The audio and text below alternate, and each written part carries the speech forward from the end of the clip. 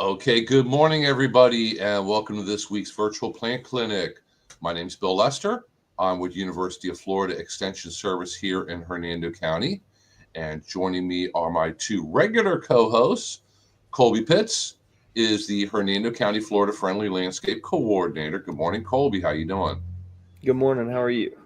I'm cold. Well, Yeah, not too cold. I got an electric heater for my office, so it's not too bad. there you go. And one of our Master Gardener volunteers, Bernie. Good morning, Bernie. How are you? Morning, Bill. Now, Bernie's going to be hitting me up for getting him an electric heater in his room. So, I was just thinking how unfair it was. well, we had to buy this, so it's mine. I'm just going to bring it in here for the couple mornings or week or so that it's cold. Although it's been cold a lot recently, and as I look at the forecast on my phone over the next 10 days or so, it's going to be cold a lot more for some reason. It's not like it's going back up to 70s, 80s real quick here. So I don't like that.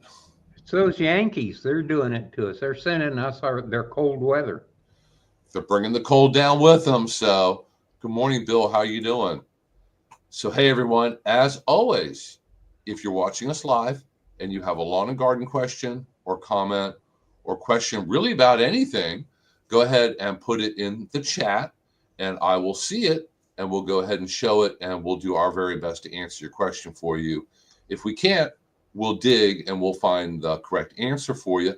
Normally we have Teresa here with us also. She's off for the week and she's the one who is diligently in the background pulling up all the University of Florida information links and sharing all that. So we'll do our best to keep up with it. I see Buddy's here with us from the very, very frigid Panhandle, which my computer says it's now finally 40 degrees outside at 10:02 in the morning. It just ain't right. So That's it's still below that up north.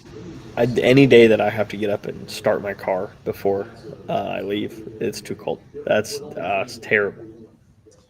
Yeah, I had ice on the roof of the car, but it's so dry outside there wasn't anything on the windshield. So Yeah, I actually I didn't have any ice. I was just if I see the temperature's low, I'll go start it anyway, let it warm up before I leave. And it's like I'm walking outside. I got pajama pants and a parka on to walk just to walk out. I'm not a big fan. I'm not a big fan at all. Yeah, I don't have a heater in my car. The oh heater is no. computer controlled, and it takes a specialty shop with the heater program to work on that. So it's like all these accessories on the car now. The seats are actually heater or microprocessor controlled. So uh, if you're driver one with key number one, it puts the seats in one spot, and if you're driver two with key number two, it puts the seats in a different spot. So, I mean, it's kind of neat, but it sure makes it a problem if you have any problems. So, A little off topic, but I found out that my car did that too one time, because I took the extra key, never had used it, and I get in my car and I start it, and it put me into. I guess the person who had key number two before was a little small stature, and I was sitting like I was like trapped. Like, how am I going to get out of this? So I don't use key number two ever. Yeah, we have vehicles that have heated seats and heated steering wheel. I'm like, when do you ever need that in Florida? Right now is when you need it in Florida. Yeah, I'm sure that whoever had my car was from the north because it has the cold weather package. So I have I get in there. It's like seat heater, steering wheel heater, the feet heater, all the heaters. Turn them on. I'm freezing. Good morning, Ann. How are you? So, hey, if anybody has any questions on how to protect your plants from the cold weather or the implications of serious cold weather, I was given a presentation just yesterday, as a matter of fact, over at Colby's place with Hernando County Utilities Department and talking about wintertime vegetable gardening. And there's a gentleman there who I know he was born and raised in Hernando County. So I asked, what's the coldest it's ever gotten that you know of in Hernando? He said like 17 degrees many years ago. And when it gets that cold, things will freeze and die that you never would have imagined would freeze and die, like queen palm trees out front. I have a queen palm tree. It never gets damaged by cold winters normally, but it normally doesn't get down to the teens either. So queen palm, it's going to take frost, a little bit of freeze, down into the 30s, upper 20s. It's just fine, no damage. Maybe the tips of the leaves are going to look a little brown afterwards. When we start getting into the teens, that's kind of outside of its range that the plant can grow in. And you may end up with a dead queen palm tree on your hands. So hopefully we won't be experiencing that this winter.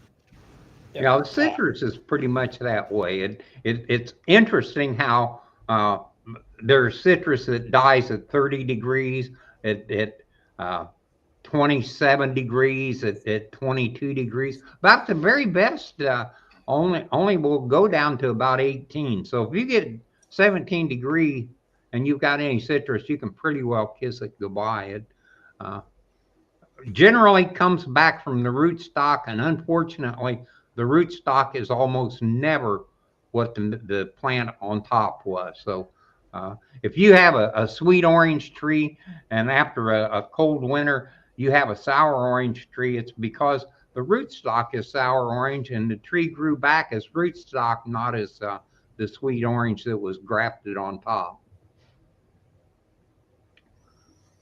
I think, touching on how you said things will get damaged that you wouldn't expect, I think it's important to remember that your plant hardiness zones, those are based on an average, right?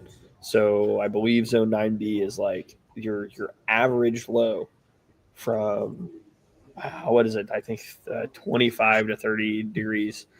That's an average. So that's taking into account the days where, it's not so cold, and also the days where it's 17 degrees and really, really cold. So it's that zone never tells like the full story, as we've said before. Like there's California zone 9, which is a completely different environment than a Florida zone 9, although your average minimum temperatures may be similar. If you received a potted plant for a Christmas present and you plan on putting it in the ground, if you can, leave it in the pot and leave it inside until late in March, early April, when there isn't going to be a frost anymore, and you'll have much better chance of success for the plant. So a lot of these plants, even though they're capable of taking colder temperatures, when they're very small and you put them from an environment that's been warm all of their initial life and stick them in the ground and it freezes, the shock can kill the plant, and it never had an opportunity. So if you can delay planting all those Christmas plants that you got, it definitely will improve the chances of their success. We got a couple questions here. So Ann asked, last week you mentioned a business that would ship trees. I didn't catch the name.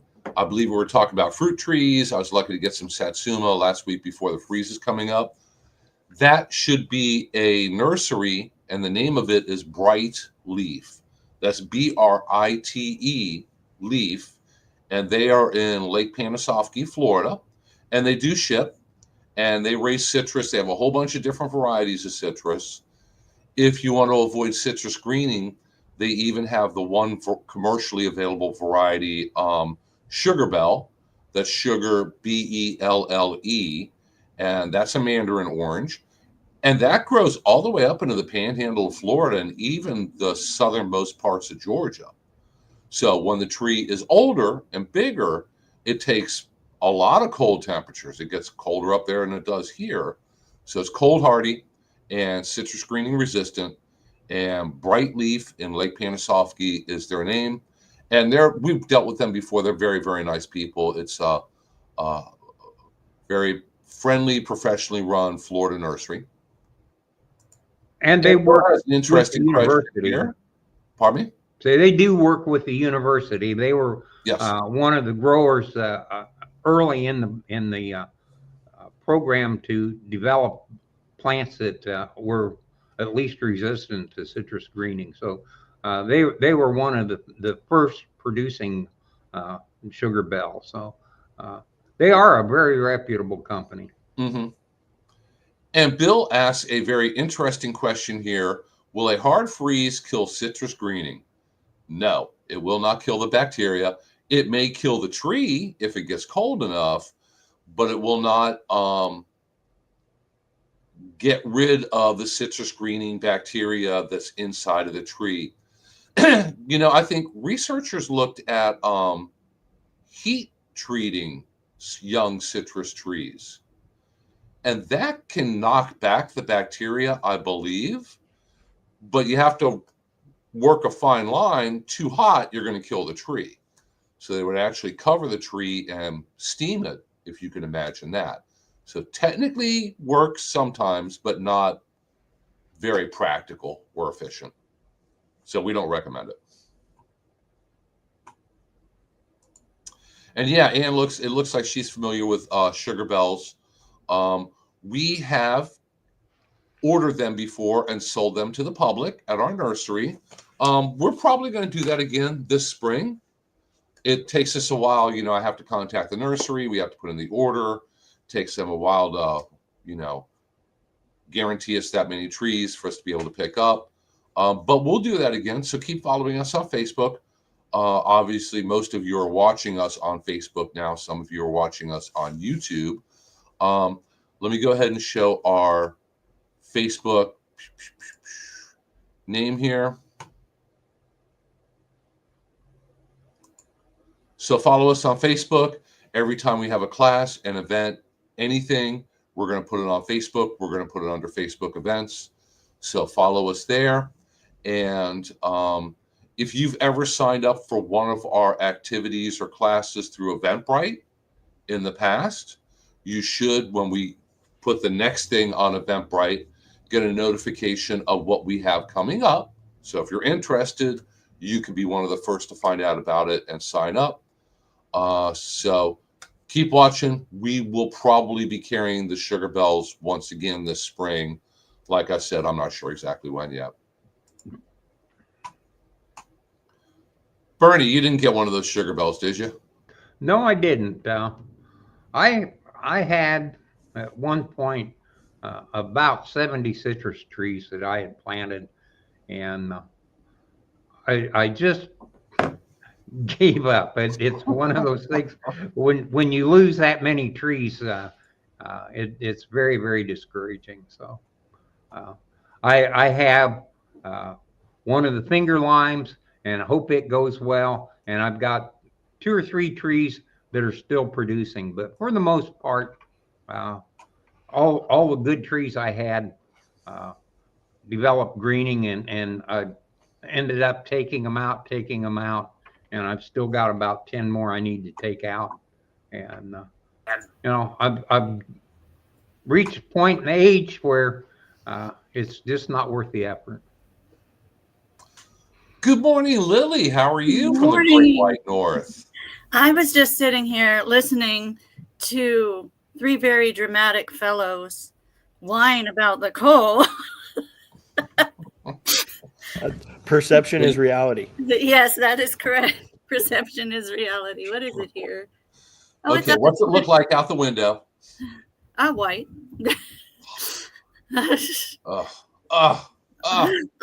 Yeah, and we only got about 3 inches. I mean, a lot of people got a lot more. And that was a couple days ago. So now it hasn't done much more than, flurry a little bit in the meantime. So it's all packed and hard and slippery now. But yeah. That's okay. Wait until you don't live in much of a city. If you live in more of a city, by about March, slush. We get plenty of slush. And the buses turn the snow black. Yeah. And it melts and refreezes, so it's black ice in huge piles. Oh, that's beautiful. Beautiful time of year up there. I have learned, like yesterday, I found a place where I could get a good deal on firewood. But knowing where it was, my last question was, and the roads are okay to get there? And, he acted as if that was a very reasonable question because as it's downhill for one thing, and it's, out in the woods. And the young man who was helping me load the firewood is like, oh, that's a state road. So they never come and clear it. And I think what he meant was, now they do clear the highways. But what he meant was, Pennsylvania's full of boroughs and townships. So what he meant by state road is no one's really taking ownership of it. So it wasn't bad yesterday, but the day before I had to go to take the dogs to the vet, and there's the way the GPS takes me, which is beautiful, by the way.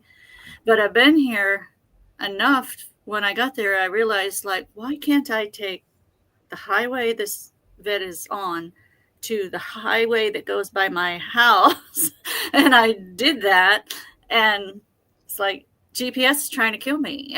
I mean, in this kind of weather, you want to be on the highways, not the roads that might not have gotten a lot of traffic or cleared. But I haven't come across any black ice yet. You will. It's not spring yet. I know. And every time the road looks a little wet or like the snow is, got on the road, I'm like way slowing down. I look behind me and there's like all these cars. Tourists, they moved here from Florida. Yep, and I don't have a Florida tag anymore. So, like, they just get mad at me in general, not because I'm a Floridian. Anyway, yeah, it's supposed to have gotten, or maybe that's tonight. Hey, buddy. Nice place to visit, just not for me. Perception counts. I grew up in Maryland, and it was great, but it's great here in Florida too. Yeah, you didn't have to drive much. You left. I learned how to drive in the snow. Yeah. And we'd find the great big empty parking lot and go out there. And if you stomp on the gas and turn the wheel real hard, you can make the car go in circles. Yeah. Don't tell anybody I said that. But. No. That's common knowledge here. It's how they learn to drive. It's how they practice. I guess when you feel yourself sliding, you just don't put on the brake. Go with the direction. I hope I remember all that when that happens. Turn into the direction you're going. Yeah. I never really got that straight. So, considering I don't really have to go anywhere much, I'll just stay home when the weather's that bad. But it hasn't been yet. The roads are, it's really pretty, the snow. Oh, yeah. When it's not on the roads and it's on the fields. And the forest is neat because, the trees have no leaves. And so I can see so much further. Usually I'm only here in the warm weather time. This time we're staying the whole winter due to health issues. And I forgot how far you can see. And then the hills are, the ground is all white, and then just like the trees just look black, and it's pretty cool. And I can see the river that I normally can't see that well because of trees and an invasive plant whose name just Japanese knotweed. That's what it is. That's one of the bad guys here.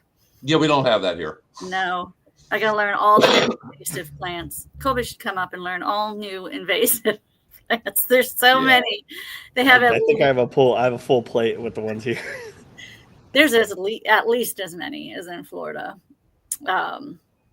There's some kind of basket grass, and the knotweed is the big thing. Those turn into big bushes. Oh, barberry. The bush, Japanese barberry. Yeah.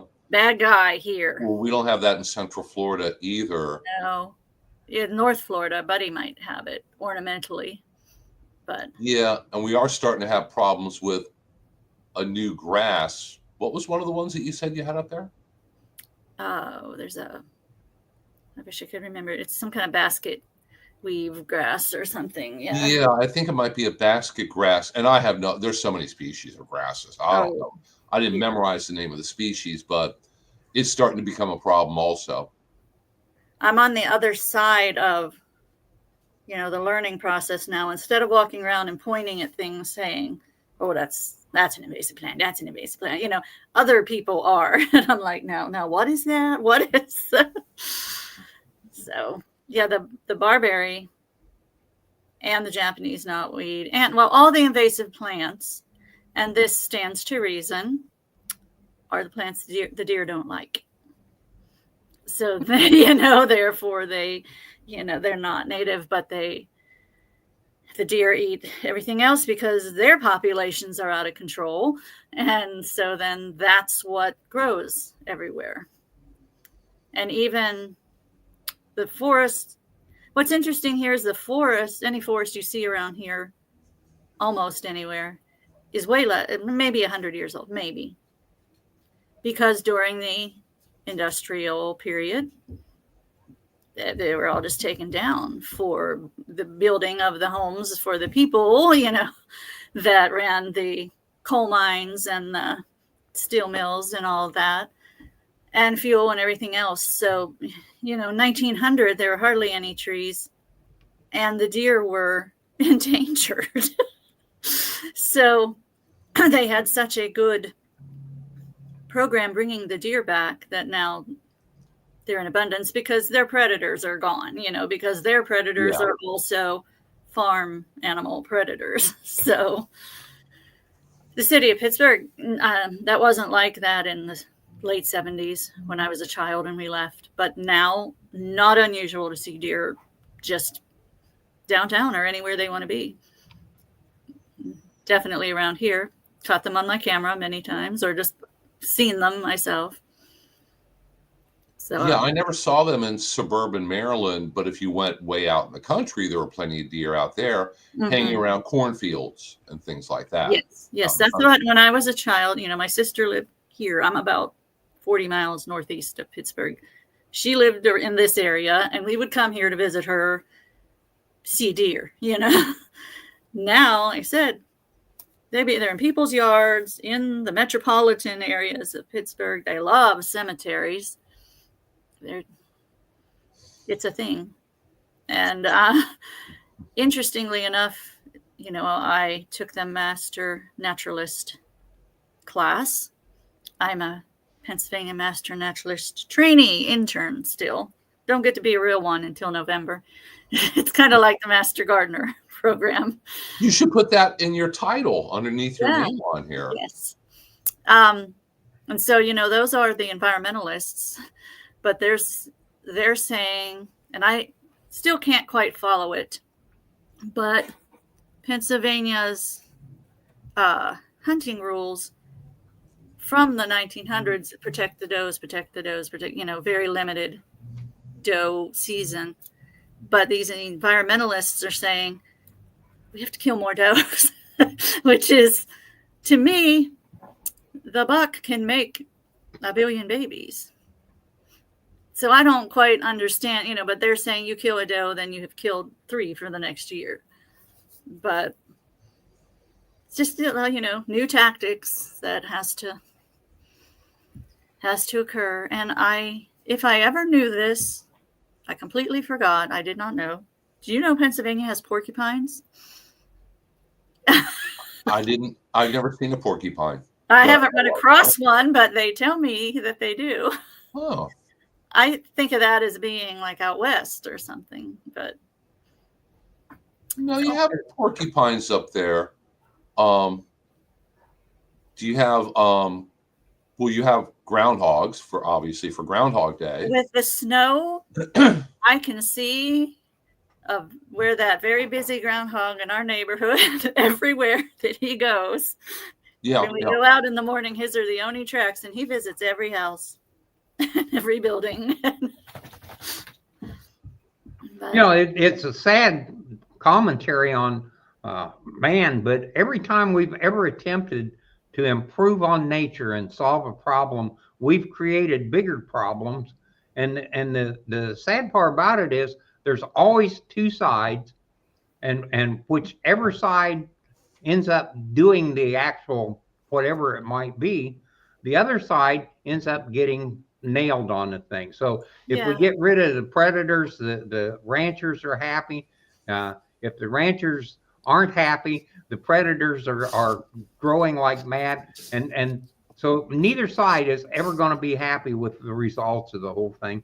And it just keeps getting worse and worse. And we plant something to prevent flooding, and that now causes some other major problem. And it just goes on and on and on. And it's like God knew what Yeah. they were doing, and man is almost idiotic in the things. And it seems like the dumber we can get on doing these things, the faster everybody is excited about it. So almost makes you want to just stop and leave it alone and see what happens, rather than the wolves out west have been a problem. We bring in all these exotic plants because they look pretty, and the next thing you know, they take over everything. Just stop it. What was wrong with the way it was? Just stop it. Well, I've always said humans are the most invasive species of all. Speaking of which, that gentleman that says Jim on there. Yes. We have a new guest on here with us. Hello, Jim. How are you? good. He's fantastic. We Look at have that big I am smile. fantastic. Yeah, look Jim at that. Hall is with University of Florida Extension in neighboring Pasco County, just south of us. For a minute. And Jim used to be, he used to hold the position that I have in Hernando County. And then he's been in Pasco County for a number of years. And time went by, and the years go by oh so quickly. It seems like they go by faster every year. And Jim has decided to retire soon from Extension. How many years have you been with Extension? 25. 25 years. 25. Yeah, Yep. it was 99, November 1st, 1999. He Yep. started. So, guys, if you have any really, really difficult questions, ask them now. We got Jim here to answer them for you. Yeah, Bill can answer them. Yeah, And we'll Bernie. just Hey, pass Colby. around the circle here. How many No. people do we have online? What have we been talking about? I kind of got the tail end of exotic invasive plants, I guess, or species. Just things I've learned since I'm training to be a Pennsylvania master naturalist. Oh, Matt. Okay. Yes. Yeah. Let's Well, see, we have right now 4 people watching us live. Okay. So if those of you watching us live have any questions, go ahead and put them in the comments. On average, we two get of us 300 here. views after the fact off of Facebook, and then some more off of YouTube. And we chatted about citrus, and hard freezes will not kill citrus greening, although that was a very good question. That is a good question. That is a great question. Unfortunately, it kills the trees before it'll kill greening It'd per be se. great if it did, but Yeah. Yeah. It'll slow probably the bacterial growth in the plant, but Bernie and I were trained by Jim.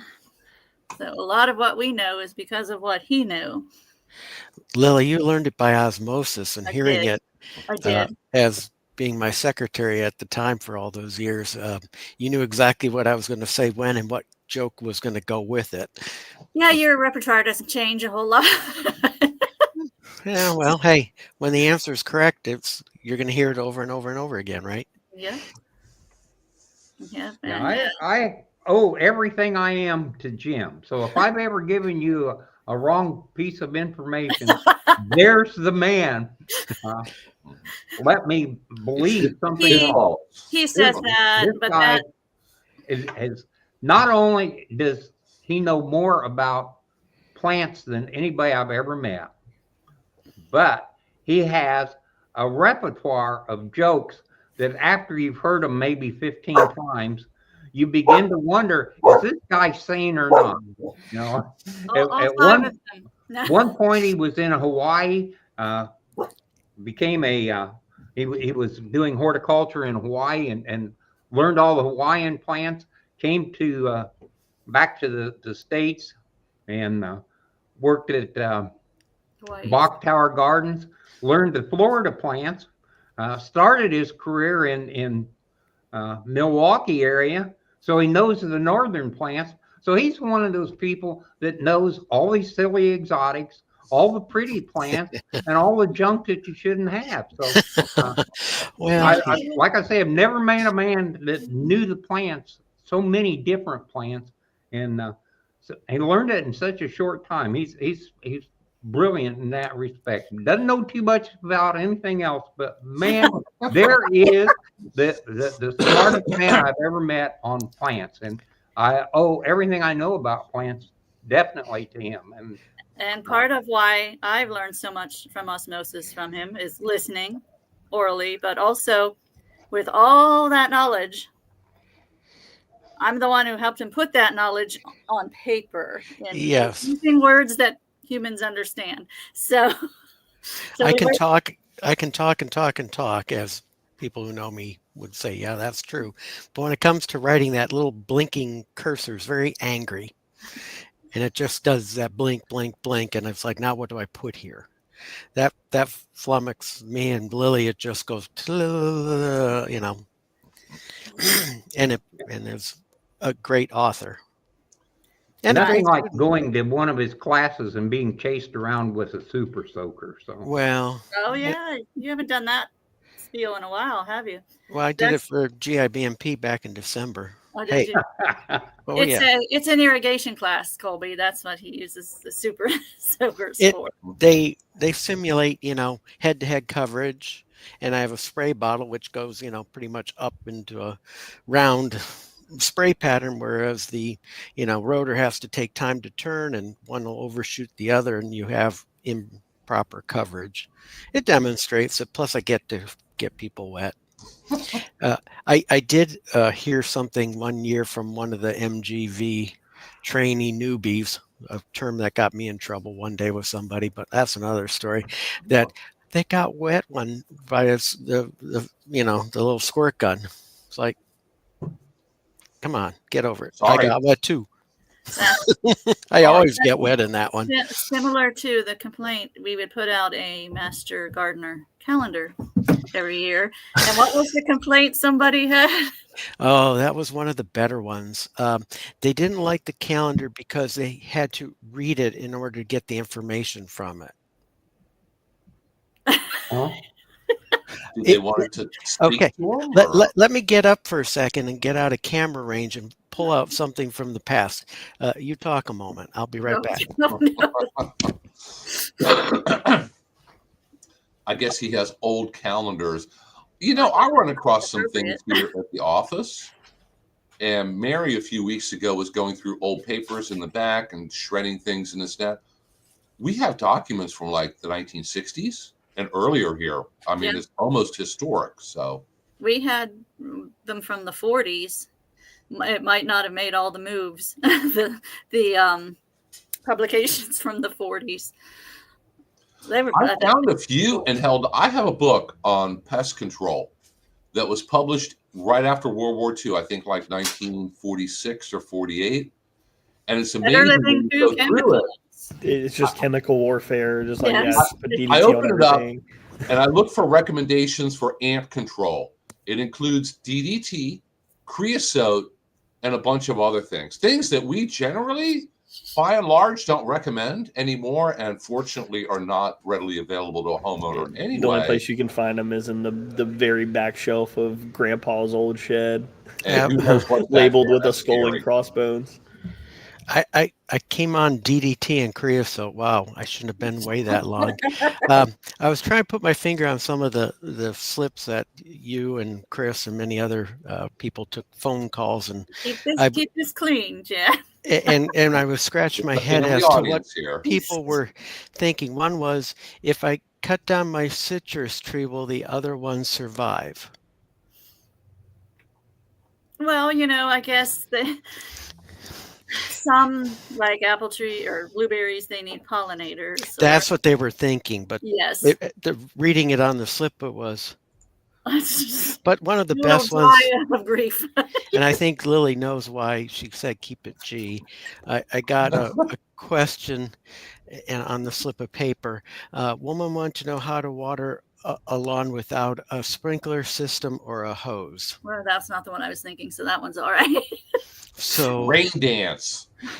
That was pretty much what I know they actually came in, and I left that message for Jim. But I had suggested to drink a lot of beer. Well, after asking a lot of questions, they planted, I think it was Bahia actually, along a very long strip of a driveway because they have some acreage, and they wanted to know where they could get a water truck for rent, essentially. Oh. But the little slip was like, the funny things that you get under your nose, and yes. but I've had a great time over the years, that's for sure. We've laughed a lot. Mm-hmm. We've So pulled out our hair a lot, I think.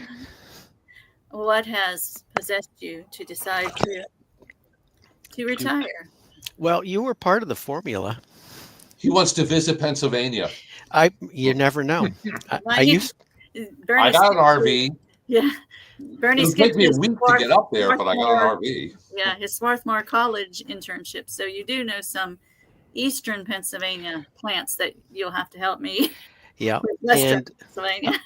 what was interesting, after I announced my retirement here, the next day I got an email which went out to a lot of people from Scott Arboretum, where essentially started my major horticultural career in Philadelphia area of Swarthmore. And my director at the time, she's retiring. So we kind of began our career together, and we're going to end them at the same time, which I find very interesting. Just a lot of dumb luck. And she doesn't know it, but she's going to get surprised because I'll have time to drive up there. So I may end up being on your doorstep, maybe. Who knows? Okay. Well, I'm like 6 hours from. I know. And it's the winter time, so. Oh, yeah. Yeah. I was just telling them about, because I came on because early on, it was just the three of them complaining about how cold it was, and Colby had to turn his car on. It is cold. It's only 43 degrees here. That's real cold. That's cold. Yes. Yeah. That's a quote. That's another one of his stories. It's 21 degrees right now. It's warmed up. Ooh. We had one of those cold snaps. Was it like 08 or something like that? Earlier, because we were still in the trailers. Anyway, the newspaper called to get a quote from the county horticulture agent. They want to know what to do, what should gardeners do with their landscape plants that may have been damaged by the cold. So, I told them you don't need to add extra water. You don't need to start fertilizing. You don't need to cut them back. The best thing to do is just kind of let them rest. And then the reporter said, "Do you know how cold it got last night?" And I said, "Well, I haven't seen an official report." And he said it got down to 17 degrees. That was at the Brooksville airport. And I said, "Gee, that's cold." Well, that was the quote I got in the paper. That's cold. That was his entire. After 20 minutes of talking what to do, what not to do. Let me just loop this back to the citrus question. Did you guys talk about the big citrus producer that's going to cease production in Florida by chance? No, that was just in the paper, yesterday or the day before? Yeah, big producer is pulling out. That shocked me, but not totally surprised me. But wow, a big name in citrus production just I think we all saw it coming that, Florida just not going to be the citrus capital. No, it won't be it had a good run. Over 100 years. One thing, if a big grower transitions to growing a different crop, and the University of Florida's looked at everything from peaches, plums, nectarines, pomegranates, olives, depending on where in Florida you are. There are other things you can grow here, but when all these older, large farms all convert to subdivisions and new towns. And part of it is these the owners of these groves, just like farms, if they didn't have other jobs, if that was their entire job, they don't have Social Security. So that land is their retirement. They almost, and the developers are knocking on the door and writing big checks. It's hard to pass it up, The amount of money something for your family. So if you can keep running a citrus operation and either break even or lose money, or they're offering you, outrageous amounts of money per acre, and they want to buy 1,000 acres off you, and it's going to be $15 million payday for you. Pretty attractive. Very I could retire on 15 million. I could do it on less. Yeah, I can do it on a bit less. And he's going to. Did you guys talk about what to do with cold and all, or what not to do? No, Yes, I got an electric heater in my office. No, I meant That's plant wise. Plant wise. Bill, as soon as you said that, Craig is going to show up and yank that thing out of there. Just so Probably, you know. but by the time they find out, the weather would have warmed back up. So I'm good. I know nothing. I didn't even have to put it on a public forum, and he knew as soon as I would plug one in and would show up and unplug it and disappear again. I mean, that's the maintenance guy for Hernando County facilities. So, He's a very, very busy man. And I believe that he's thinking about retiring again. oh, yeah. And I don't know how he's one of those irreplaceable people. He's incapable of retiring. He did it once and came back. Yeah, I was going to say, I thought he did retire, but He did, but he came back. okay. He went golfing for a couple weeks, came back to work. Yes. Okay. And yes, Bill, I graduated from Hernando High with Craig. Yes. We know that. Oh, that's right. Jim, why don't you tell us the do's and don'ts with the plants during this Well, this little tiny cold snap you're having? well, and we can have more till the end of February, easily, sometimes even into March on rare years. Sometimes into April. In April. One year, April 1st, we had a frost in Hernando Right. when I was up there. We said for all eternity, Bernie and I would say March 15th, March 15th, March 15th. It's not going to have a frost or freeze after March 15th. And then it got into April 3rd, and so I had a beautiful spring vegetable garden planted. Everything was coming up. Took it all right out that weekend. All of it. Well, obviously, we can cover certain plants to protect them, but it needs to be done correctly. Ideally, not with plastic, but if that's all you have, it's better than nothing. But the real key is to keep the cover off the plant material with stakes or hoops, or use a ladder, something to keep the cover off. But you want to bring it up and over and all the way down to the ground, because it's the heat of the earth that's kind of coming up through, and the cover's keeping it entrapped. When you wrap it like a lollipop, you cut off the heat source. So what is the new thing, Colby? I saw you post something. You want something, not lollipops. What was it? he's on mute, I guess, or something. Yes, he is. I got a lot of background noise, He does. but I don't remember the exact. Oh, the goats, exact. not lollipops. Yeah, I think it may have been ghosts. Ghosts, not lollipops. Ghosts. Okay. Yeah, I'm like, oh, I never thought of that one. Mhm. I'm gonna find it and put I'll put the graphic on the screen so everybody Okay. can see. Yeah, that's a good one. But a lollipop, I think everyone knows what I'm talking about. And I see a lot of plants just lollipopped, and they're just not getting any protection from They that. don't produce their own heat like we do. We bundle up Right. to stay warm. They don't do that. Like Jim said, you're getting the radiant heat from the ground. Yeah. Greenhousing it. And you bring kind of an important point to I'll bring up. A lot of people hear wind chill and think, well, the plant, let's say it's 30 degrees out, but the wind chill is 25. The plant is only experiencing the air temperature, not the wind chill, because it's not a warm body. That's a warm body phenomenon, wind chill. So if it's 30, the plant is at 30. It's not 25 with the wind chill. There you go. Some of those are, the one on the right looks like a lollipop to me. And it does nothing. And we see that done. You can get out, all three of you, drive around right now, and you'll find that. The lollipops. Here you can also see the white cloth or frost blanket or frost cloth. It's not magical stuff. It's just a non-woven material that you can get in large rolls or folded up. You can use sheets. I like blankets because they have a bit of weight, so they're less likely to blow off. That's a big problem with covers. You need to weight them down somehow so they don't come up or blow off. They only give so much protection. If we get into the middle 20s and you got some of those tropical things or tomatoes, going to be pretty iffy even under the cover. You can add a heat source carefully. Old-fashioned Christmas tree lights throw a lot of heat, but not the new LEDs. Do not be creative like a gentleman did in Hernando County many, many years ago. He had a citrus tree or mango something, and he covered it and he put an electric space heater out in the yard. And I said, what time did it go up in flames? And he said, funny, you should say that. He woke up about 3 o'clock to see his tree was on fire.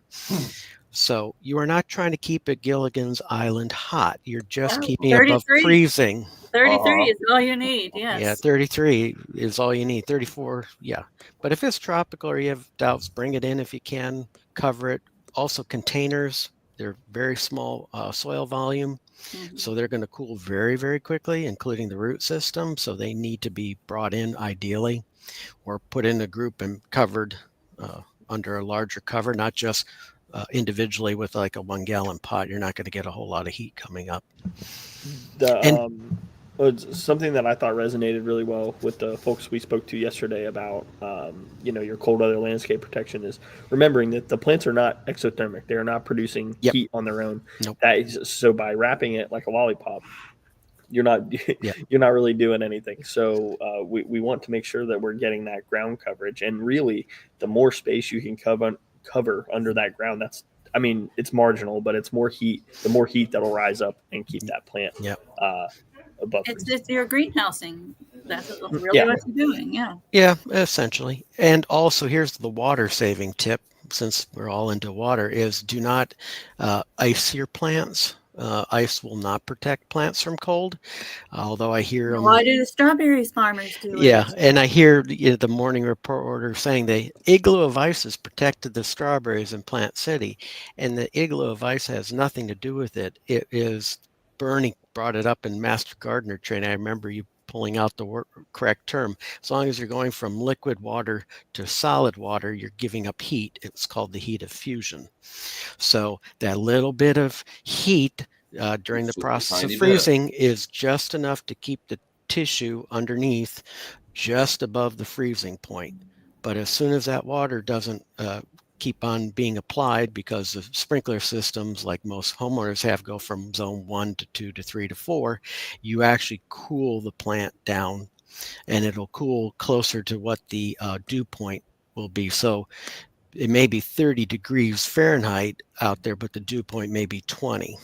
So you can cool that tissue with evaporation or evaporational cooling down closer to 20. So you actually can inflict a lot more damage with icing a plant than turning off the water. Best thing to do, most homeowners should turn off their irrigation system during frost freeze. And most of the winter anyhow, we get usually enough rain. It's been a little dry this year, but not too horrible yet. I always try to encourage people to embrace the golden lawns of winter. Embrace the fact you can give your lawnmower a rest. Yeah, you know what makes all lawn person a rest. You know what makes all lawns look beautiful? All yards, no matter how junky or whatever. You know what makes them look, all of them, the same and beautiful? I do. Snow. Oh, driving by them at 30 miles an hour is a pretty good substitute for snow in Florida. Well, and I feel obligated to say, under Hernando County's watering ordinance, it is impossible for anyone to do to use those methods that the strawberry farmers are using to keep their plants alive. You cannot do that here. And you don't want to either, even if it's not allowed. It's just not. It's for the professionals, and the reason they do it is because they have huge acreage to protect. They just really can you imagine trying to cover 5 acres, 10 acres, 50 acres of strawberries with frost cloth? I mean, the labor alone, you don't have enough. The cover's blowing. It just logistically is not worth it for them. The water is that freezing of the water is their best method because of the over the years. I've seen a few homeowners who have just run their sprinklers all night long on a freezing night. Yeah, and you drive past it first thing in the morning heading to work, and it is like winter wonderland. Yes, pretty interesting. All over. Icicles coming off the edge of the house now, and the bushes and the trees and the grass is just completely covered with ice. Yeah. I have icicles coming off my house. Yeah, you're supposed to up there, though. Yeah. It's okay for you. We're not supposed to. So I'm glad we're getting some snow because been behind for like 10 years here, and that adds to, drought situations and things. You need although with you know, climate change is pretty obvious, up here too. And it is kind of a compensating with more rain for less snow, but that doesn't get into the groundwater. Rain has this runoff. So, Bill, there's a comment here. Yes, there is. Hot hand. Buddy lives up in the Panhandle. Oh, okay. And grows vanilla vines. Oh, really? Okay. Outdoors? Orchid. He watched our class a couple years ago. Okay, so you use hand pack those what you would put in your mittens or gloves or shoes to keep them warm, huh? Got some for Christmas. That's a interesting. Yeah, that would be a safe way to do it. It's gentle heat. It's not gonna. It's not an open flame. It's not gonna. Buddy's been with us, I think, since day one on this virtual plant clinic. That's a really interesting tip. Yeah, something to file away for my future job. We're at home. You've been growing vanilla and orchids? I actually, when I lived in Hawaii, would pollinate the orchids, the vanilla orchid. Yeah, we had them at the botanical garden. Well, there's a class you can watch, and Bill can send you the link. No, I thought about trying it because normally vanilla orchids would naturally run up a tree. Yeah. And now you have a problem where your vine is way up into that tree and you can see flowers up there. How do I pollinate it? How do I get the pods? But you can run it up a fence and then across the top of the fence where you can access it. That's what we did. And it had a that corrugated plexi glass like roof over it to keep it drier, which helped it for pollination. And it let a lot of bright light, but not full sun directly on it. And it ran across this for 50 feet plus. And then you could pollinate them, and the beans would hang down and be protected from the heavy rains of Hawaii, especially in the winter months. And then you harvest them, but there's a process to getting the flavor to develop. It's not just pick it and let it sit. You got to put them out and keep them kind of warm during the day, keep them warm at night. There's a whole process to develop the flavor. It doesn't develop on its own. I don't know how anyone ever figured that out. Yeah, like olives. You can't pick those off the tree and be like, ooh, an olive. Yeah. No, you have to put some work into it before you can consume it. But the plant is easy to grow, really. The flowers aren't that beautiful, but they're not ugly, but they only last a very short amount of time, and you have to hand pollinate. But it's very easy to hand pollinate. It's super easy. So it's a fun hobby plant, and you may get some beans, and if you can get the flavor to develop, great. That's the trick. And there may be, is there a fact sheet with like Hawaii or anybody that you know of for a small batch of vanilla bean? Well, UF has been doing research on it for growers, primarily in South Florida down at Homestead. What I'm thinking is for developing the flavor for, a dozen beans or 50 versus, thousands and thousands. That would be a good fact sheet because they have one for olives, for curing olives at University of California for homeowner size, and they have, X pounds, which let's say 5 or some such. That would be a homeowner size, and there are different methods that they have. So it's been worked out for the homeowner side of things. We need that for vanilla, I think. There you go, Bill. I gave you a fact sheet idea. If you need a colleague to peer review it, I'll be more than happy to, because right now my claim to fame for peer-reviewed publications is on septic tanks. Yes, that's right. Same here. Along with you, Bill. And I never imagined that I'd be working with wells and septic tanks. Yeah. I didn't take any classes on that in school. I'm not. No, none of us did. So many things I want to say that I'm not going to. So many puns I want to say. And my other claim to fame is gals. Which is this. Oh. Giant African land snails. They look different than this one, but they were found in Pasco County, and they were a picture got sent in to me, and I sent it up to the University of Florida because in my head I went, uh-oh. and it reminded me of something I saw in Hawaii, but couldn't remember what it was. 20 some years had gone by already. And within 2 hours, the state of Florida was calling me, the Florida Department of Agriculture, asking a lot of questions. And they found they had thought they had eradicated this invasive snail, which is also inedible.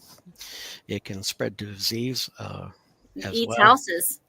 And it doesn't eat the house It eats directly. It eats the stucco. stucco for the calcium, and it can also do like concrete driveways. So it's very invasive, very destructive. It goes after just about any food source. It's not very picky. But they thought that they had it eradicated in Miami area. They've been working on it for a decade, and here was a site in Pasco. So we found it early. The homeowner who was curious as to this was odd, didn't know. It's a see something, say something, which is greatly appreciated. So there's a lot of eyes and ears, even on plant clinics, that you may see something weird. We can get it identified, and the state has been working on that to eradicate them so they don't get a toehold in the state. But again, somebody brought it as maybe a pet. There's some religious significance behind this particular giant African land snail as well. So there's a cultural thing as well. That's hard to say. All we know is the type that was found, the body, the foot, I'll use mine, instead of being this dark color like this is actually a bank, is a creamy color, which is a desirable trait in the pet industry. So we know it's from the pet industry side of things, not just a wild version of it. So call it a cultivar, if you will, or a breed, like dogs, like you like, Bernie, your hound dogs. Basset. Basset hounds. I couldn't think of Basset. Yes. Bernie, I wanted to say to you that I'm glad you're alive. Oh, gosh, yes. We're all glad Bernie's alive. Well, speaking of headlines, I saw a headline and I was concerned. I'm very sorry for whoever it was at 41 and Powell on a motorcycle, but it dawned on me, it's cold. Bernie doesn't ride in the cold. So, yeah. I'm glad you're cold still for bikes right now. Yeah. Bernie says he's a wimp and doesn't ride when it's cold. No. I don't do much of anything when it's cold, actually. I hear you there. Yep. Bill, I see another We got a question comment. from Anne Marie, and she is up in Madison County. Okay. Up in the Florida Panhandle, basically the very, very edge of Georgia. And I know that she grows olives up there. She's brought that up before. So where would you go to test your olive leaves for proper nutrients? They seem to be fine, but she wants to know for sure. So, Jim, we're going to put that one in your lap. Does UF have a test for olives? I know. Do they? Well, they have. You can get leaf testing, tissue analysis, but do they have any recommendations off of olive leaves? That I don't know off the top of my head. They should. I mean, obviously, you're going to put on the order form or tell them that it's olives, and they should be able to look up at least ballpark recommendations for the nutrients. I'm not sure how deeply they studied that part of it.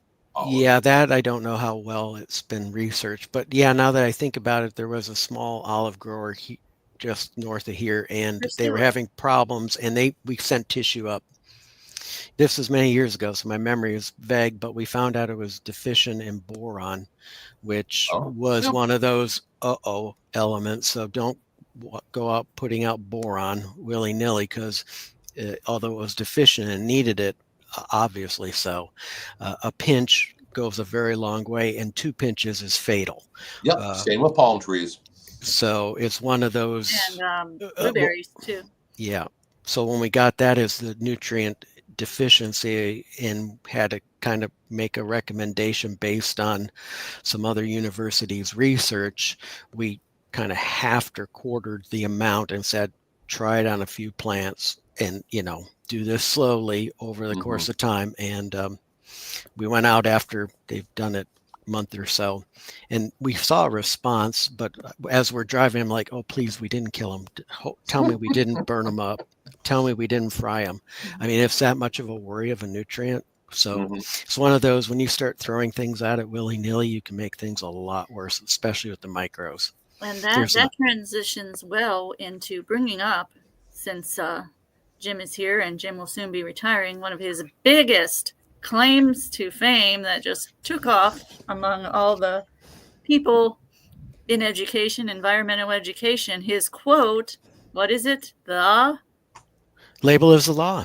The label is the law, is a Jim Law quote. Yeah, every master gardener gets that pounded into his and her head, and I say, you Mhm. will fail this class if you do not remember that the label is the law.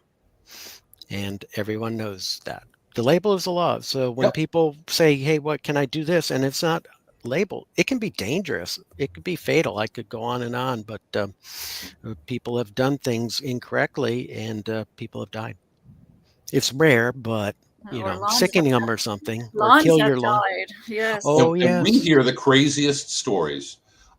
I need to get Stacy back on here one day, and we need Oh, to just boy. do an hour of what's the craziest thing you've ever heard or read from somebody. That would be a very entertaining Well, show. and that kind of brings up a good point. There's a lot of online forums out there, and They're even better. they're woefully uneducated in many aspects of horticulture. Facebook They're gardening groups. Yeah, the gardening groups are very iffy. They say, "Oh, I put on, pickle juice or some such, and it miraculously cured it." When Well, we started this, there wasn't much online, but there was that book. What was that guy, Baker?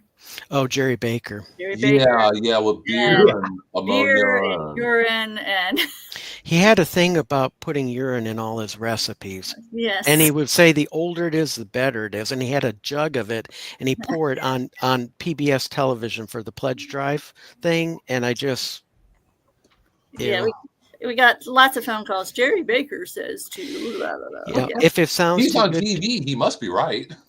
if it sounds too good to be true, it is not true.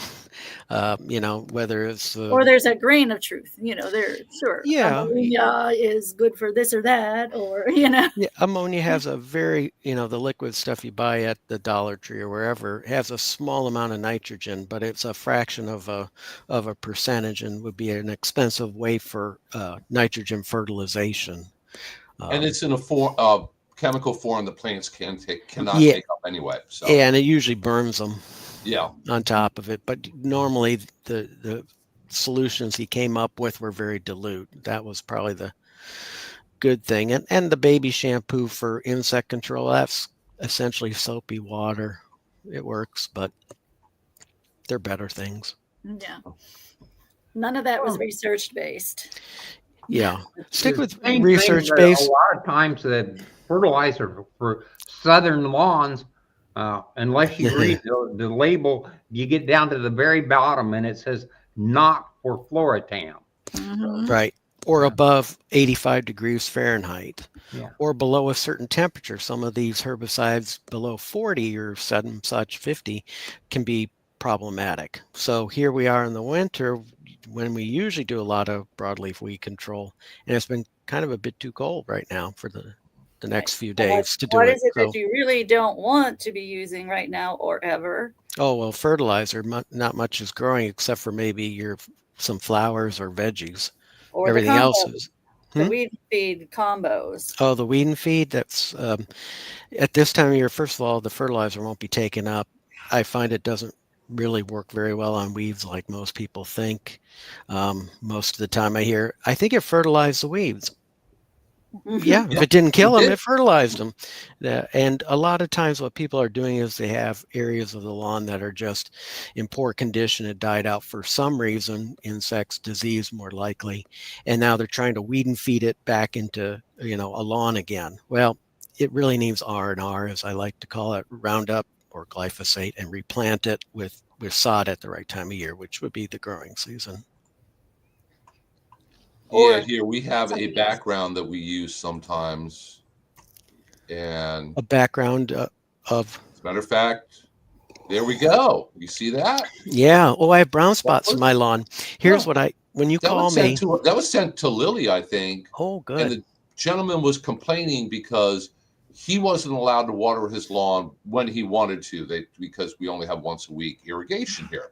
And he said he had to water his lawn because he fertilized it to make it come back. And if he didn't water it today, it wouldn't come back. I'm Yeah, thinking, well, the good news is you don't have a lawn to there's come no back. lawn in there hardly. Yeah, there's that. I mean, If you zoom Colby in, will tell you you're allowed to water in your fertilizer, but that is not the point in this. if you zoom in on it, situation. you could tell he had St. Augustine because there's a couple of like Yeah, it little looks like spots. All of it's dead. That guy must have been cutting it like a 1/4 inch high. yeah. And the scary thing is, look at the house across the street in the background. Look at their lawn. Yeah, nice. Well, and he's trying Somebody to turn. waters more than once a week. He's also Those trying look to. like your cars, Bill. So I don't know. No, that's not my neighborhood. That is Spring Hill, but it ain't my neighborhood. Well, not my neighborhood. Nobody takes care of the lawns that well in my neighborhood. Well, when I see lawn pictures like that and they want it to turn green again, they're kind of thinking of the Lazarus effect. It worked once. Yeah. But Fertilizing dirt won't make the grass No. grow. and putting fertilizer on dirt soil, for the record, Mhm. before you put down sod is a waste too. But that's a whole nother plant Now, clinic. compost is a great idea, though. Compost is a good idea, yes. But lawns like that's just you got to replant.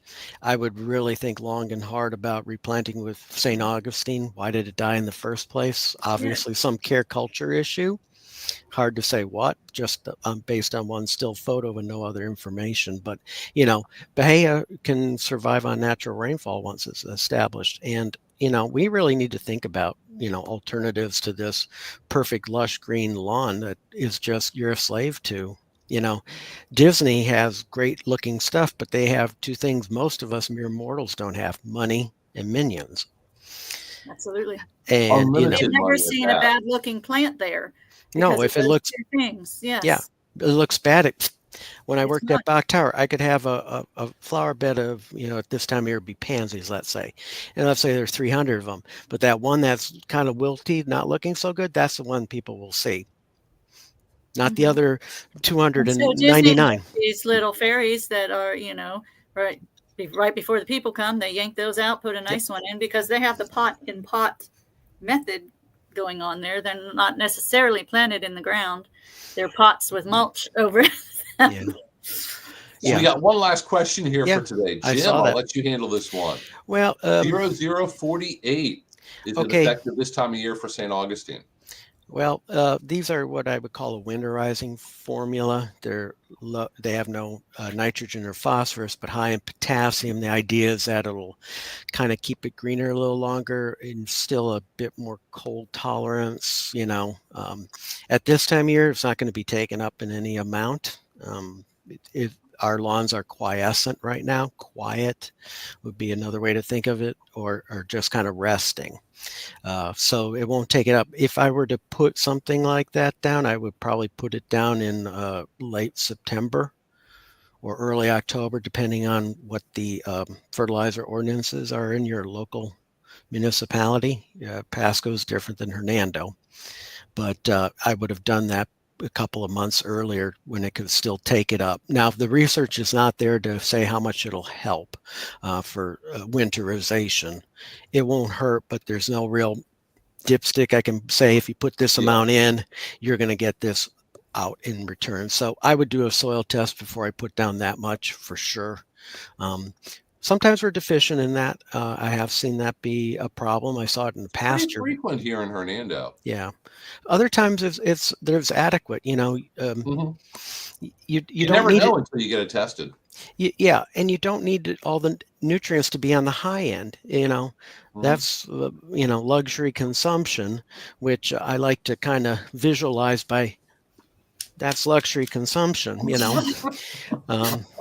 So you don't need it there. You need it kind of in the moderate. And when we're fertilizing on the lower end of recommendations, less is best, and when in doubt, don't. Have been one of my mantras for years. So hopefully that'll help. Well, before we go, can you tell us when you always want to put more stuff on your lawn? Can you go with that Meaning feel that you give? I don't want to give the word away that you say at the end. Right, plant. Don't. I know what you're saying. Yeah. Yes. All right. Took me a second to clue in, Lily. Yeah, I do have an expression. Those guys that they put this on, and they don't see much response. So if one application is good, they put a second, and then they put more on, and more on, and more water, and more on, and I call them morons. Yes. They need to learn their less-ons. Yeah. Less is best. Seriously, when I say it, I think people go, "What is he? He doesn't know his stuff." Yeah. I can't tell you how many times I've heard my neighbor doesn't do anything to his lawn, but his looks better than mine. But I've been doing this and this and this, but my neighbor doesn't do anything, and his lawn looks you great. just answer yourself, yeah. And I've had it where if in my head I go, wait for it, and then they look at me. Do you think I'm putting out too much? I said, I don't think so. I know so. Again, we're here to help. Even after retirement, Lily is still helping. Lily is a regular guest on the show here. And when she's not on joining us, she watches a lot. I do. And you got Bill and Hernando. And we have people here in Pasco, even though if I'm not here after the 21st to answer your question, we have Master Gardener volunteers like Bernie. We have similar folks here. Bernie is there every Thursday like clockwork, quite literally. Colby, what kind of programs do you have come up? You do a lot of water awareness stuff, but I don't keep up with it all the time. Yeah, so actually, we're bringing back the water awareness events. Okay. That we didn't do. People missed that so much. I heard about it all the time. Yeah. Yes, they did. So we did the first one yesterday. Okay. Bill and I spoke at that, talking about winter vegetable gardening and cold weather landscape protection. So it was really well attended. It was super interesting. I think everyone enjoyed it who came. So the next one of those is February 12th, I believe. We're actually going to have someone from Hernando County's environmentally sensitive lands group come and talk about the county's conservation land holdings. We also have someone from the district coming to talk about their land holdings, their land management practices. I think this one's going to be super interesting.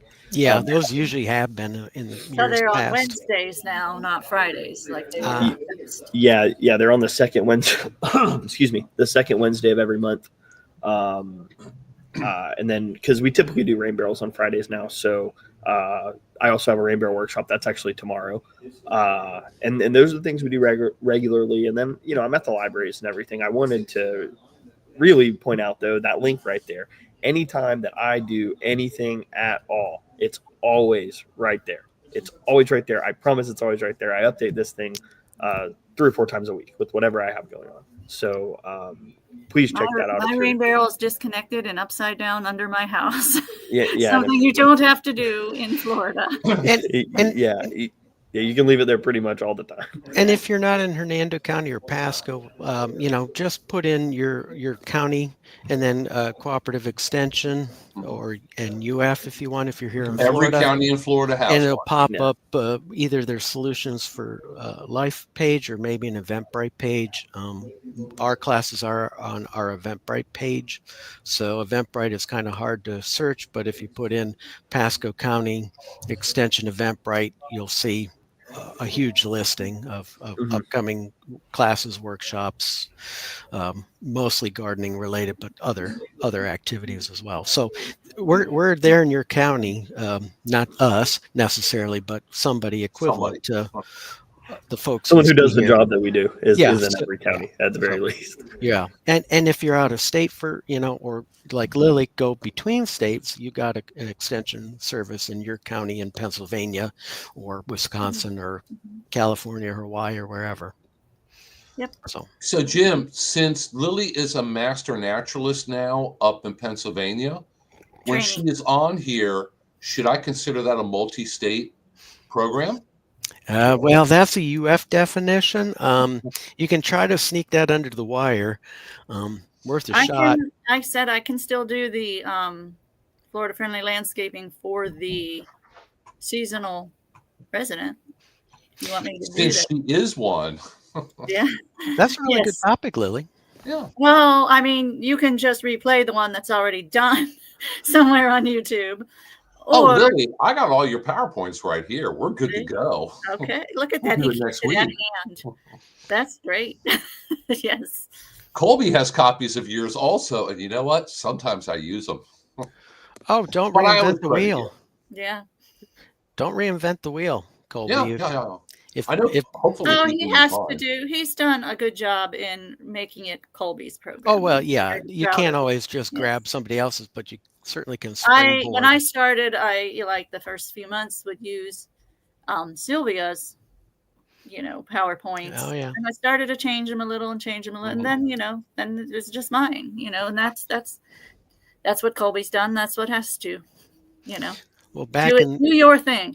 Yes. back in the day when I started, I didn't have a laptop. We did not have an LCD projector. I had to check it out from the library, and it was the size of a huge suitcase. We actually had what do you call those? Overhead projector. And I used overhead projection a lot, and photographic slides at times, because there were no PowerPoints at the time. I had to create them all from the ground up. And that was 25 years ago. How technology has flown by. Now there's YouTube and everything else.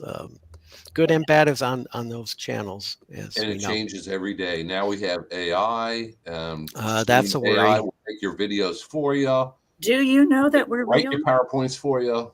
Maybe we're all out having lunch somewhere, and maybe this is our AI Well, avatars.